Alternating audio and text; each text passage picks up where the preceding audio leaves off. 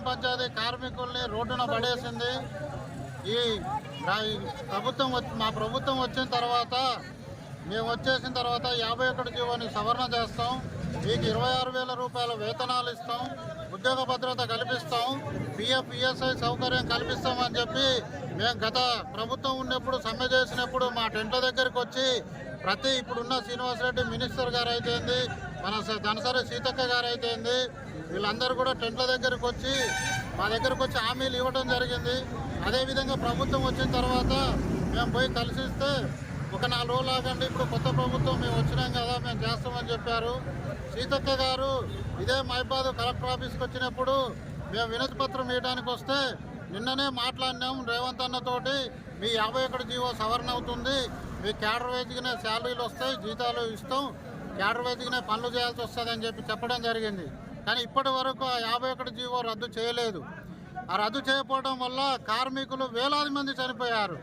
Tractor తోలరాకపోతే, driver లేకపోతే నువ్వు tractor తోలవా అని చెప్పి కింది స్థాయి నుంచి ఒత్తిడి చేసి ట్రాక్టర్ ఎక్కిస్తే వాళ్ళు యాక్సిడెంట్లో చనిపోవడం జరిగింది. వీధి దీపాలు వేయడానికి ఎలక్ట్రీషియన్ లేకపోతే వేపించడానికి అనాముకుని ఎక్కిస్తే యాక్సిడెంట్లో చనిపోవడం జరిగింది. వాళ్ళ కుటుంబాలకి కనీసానికి 1 లక్ష రూపాయలు ఎక్స్గ్రేషియా కూడా ఇవ్వలేదు. మేము అడిగేది ఏంటంటే ఇప్పుడు ఈ 51 జీవో సవరణ చేయాలి. సుప్రీంకోర్టు ఇచ్చిన ప్రకారంగా 26,000 రూపాయలు కనీస వేతనం ఇవ్వాలి, పిఎఫ్ ఈఎస్ఐ సౌకర్యం కల్పించాలి, ఉద్యోగ భద్రత మాకు ఇవ్వాలి. అర్హులైన వాళ్ళందరినీ కూడా చదువు డిగ్రీలు పూర్తి చేసి పీజీలు పూర్తి చేసి కూడా ఇందులో పనిచేస్తున్నారు. వాళ్ళందరినీ కూడా సెక్రటరీలుగా నియమించాలని చెప్పి కూడా కోరుతున్నాం. రోజు మేము కలెక్టర్ ఆఫీస్ వద్దకు రావాల్సింది దేనివల్ల వచ్చినామంటే మాకు 8 నెలల నుండి 12 నెలల వరకు జీతాలు పెండింగ్లో ఉన్నాయి.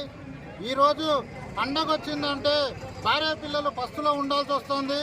కనీసానికి మా జీతాలు మాకు ఇచ్చే అరాకొర జీతం కూడా మాకు రెగ్యులర్గా ఇవ్వండి అని చెప్పి మేము కోరుతుంటే ఇస్తున్నామని చెప్పి దసరా రోజు 1 నెల జీతం అని చెప్పి వేశారు.